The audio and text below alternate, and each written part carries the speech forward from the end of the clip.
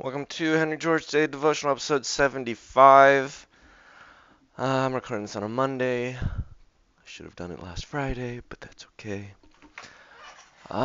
Chapter 4, Property and Land Historically Considered. We just got through the chapter on whether or not we should compensate landowners when we are trying to establish justice, and we decided that we don't really, out of a justice argument, they have no standing. Now we're going to just talk about some history. This is all in Book VII, Justice of the Remedy. I guess so far we don't really know about his land value tax. The remedy is just something like no more private property and land. Everyone should own the land, but he hasn't explained how he would do that mechanically. All right, here we go. Property and land historically considered. Also, I'm just excited. I just watched Mr. Beat's video on every recession in the history of the United States, and I had this thought that why do we not just define or consider every war as a recession or depression? And I realized, oh, it's because we count defense spending as gross domestic product. And as George loudly complains, the construction of military wealth shouldn't really be considered wealth at all.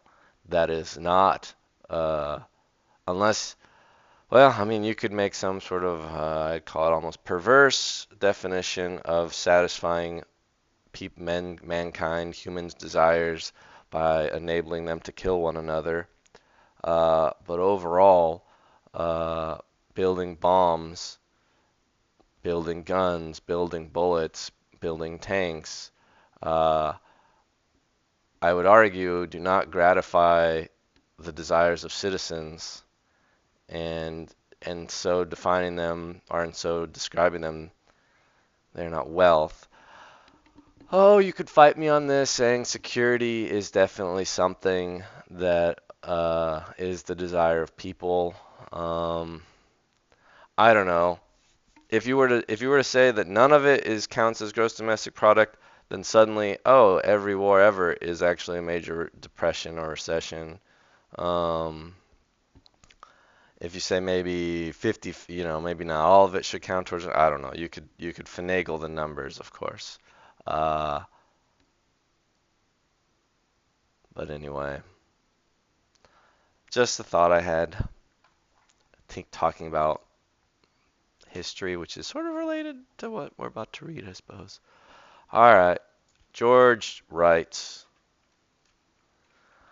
what more than anything else prevents the realization of the essential injustice of private property and land? Also, in Mr. Beat's video of the like 30 recessions he went through, like 20 of them, maybe I'm exact, were explicitly due to land speculation, and then many of them were, I would argue, also pretty directly from land speculation. And he talks about a bunch of railroad bubbles, which George talks about and explains how those are directly based on the land value going up, or it's an anticipation of land value going up near where the railroad passes.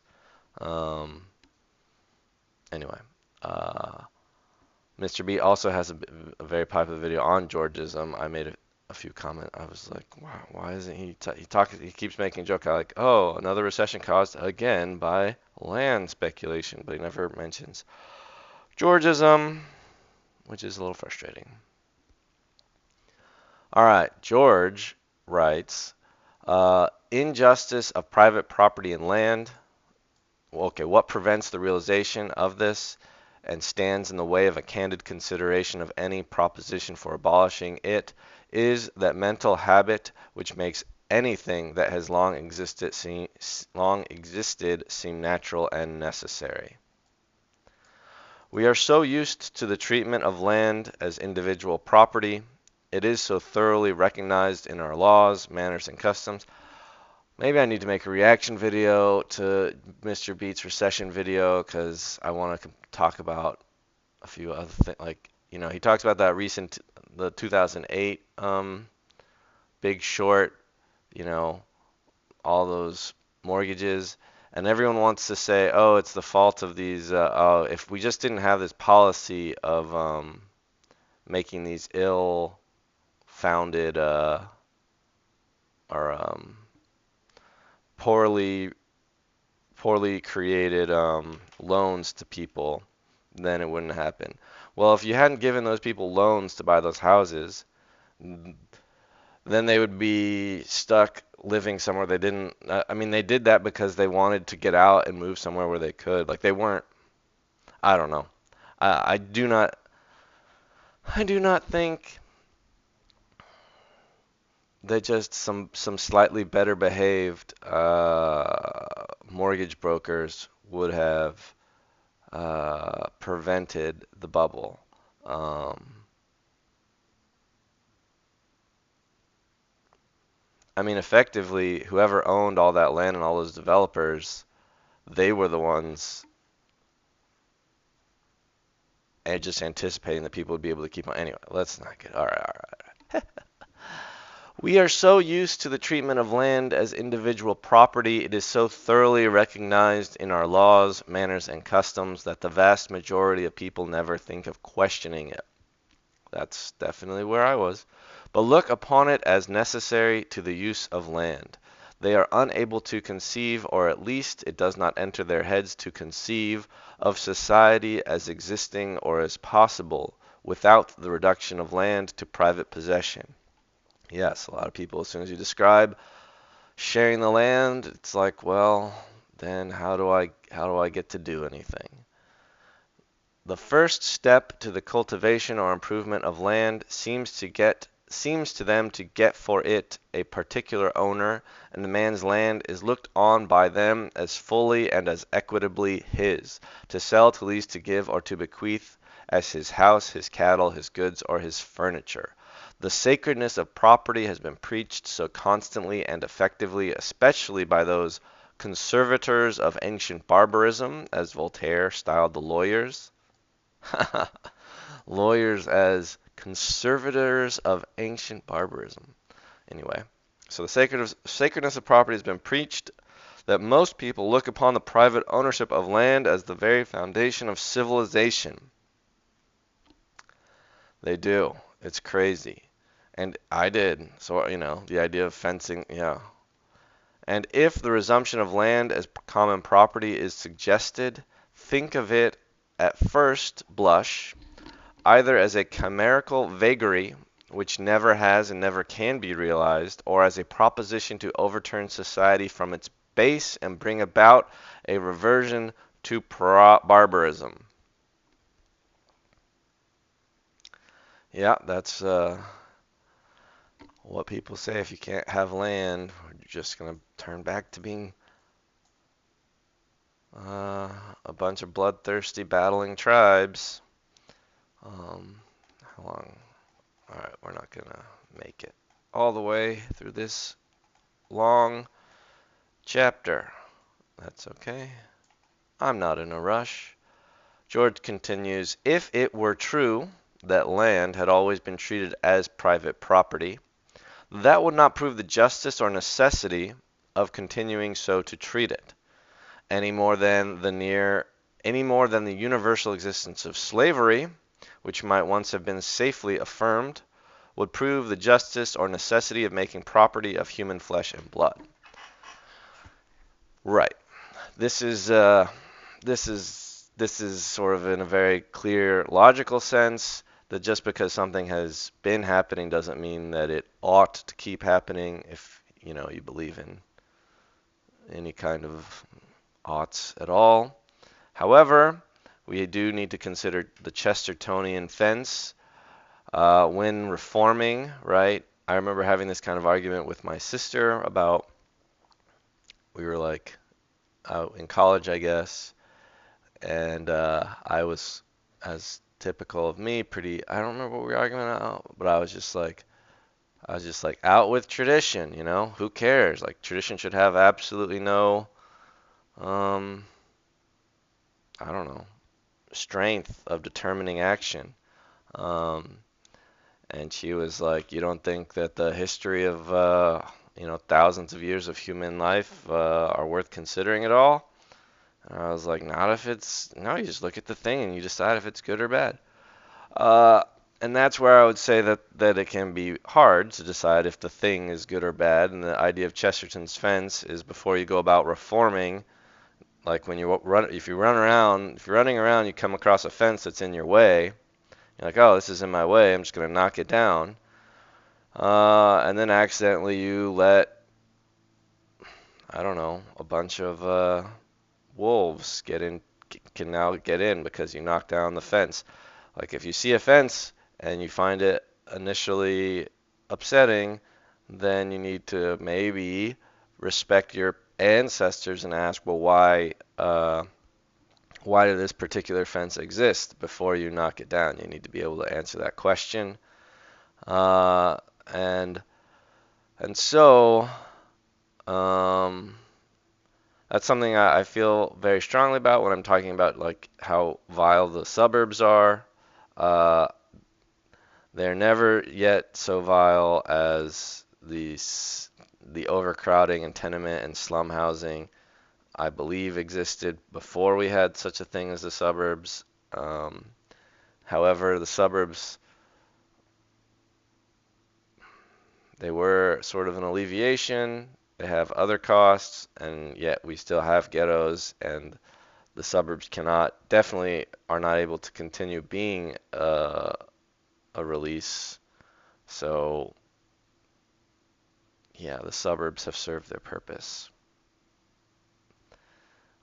which again was only sort of a band-aid to begin with. But band-aids, I use band-aids when I get cut. It isn't what cures me, but I still use them. Uh, anyway, so I agree with George that just because slavery existed forever and just because private property and land has existed forever, that's no reason to continuing using them. But that in and of itself is not a reason to stop doing them. The reason to stop having slavery is because it is wrong. And the reason I agree with George to stop having private property and land is also because it is wrong. It is unjust to the other humans. All right. If it were true that land had always been treated privately, that would not prove it any more than yes.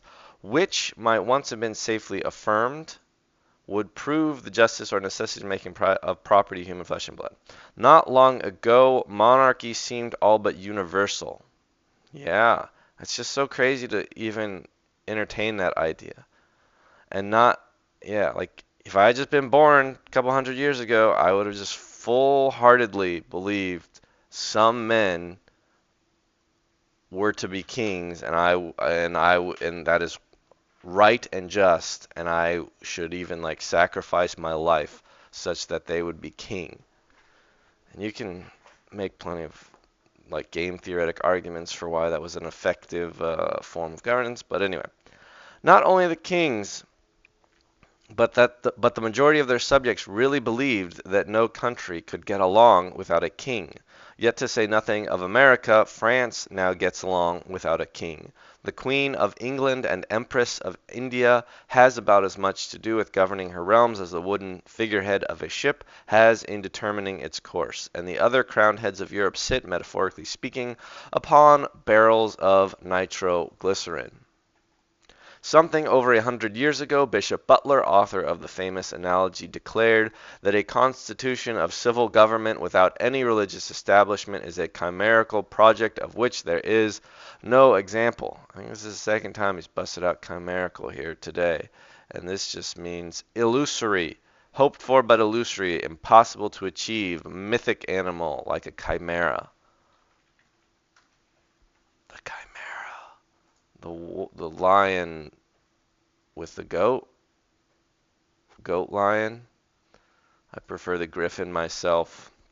I'm gonna replace chimerical with griffinical. I was, if I, I was, yeah. Um, yes. A constitution of civil government without religion was chimerical. No example. Oh, George says, as for there being no example, he was right. No government at that time existed, nor would it have been easy to name one that ever had existed without some sort of an established religion. Yet in the United States, we have since proved by the practice of a century that it is possible for a civil government to exist without a state church. Yeah, so the federal government didn't have a state church, I know, but all the colonies and then when they became states had state churches. Uh, I don't know when. All right. Did all the original states have state churches?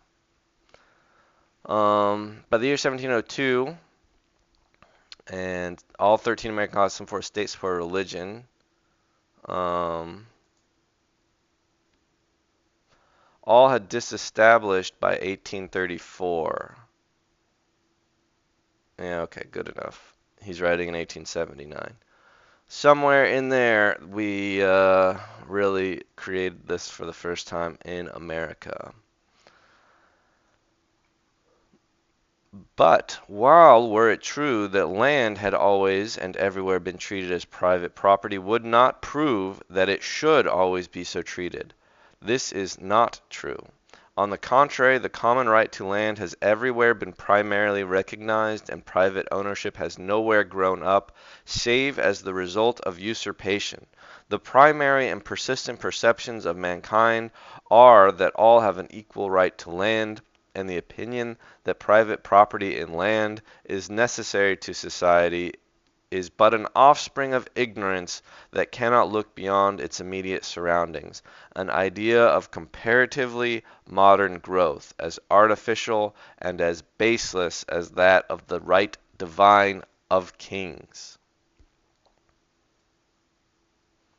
I'm ending this recording here, keeping it short and sweet. I feel like that was powerful, powerful from George, and I talked a lot.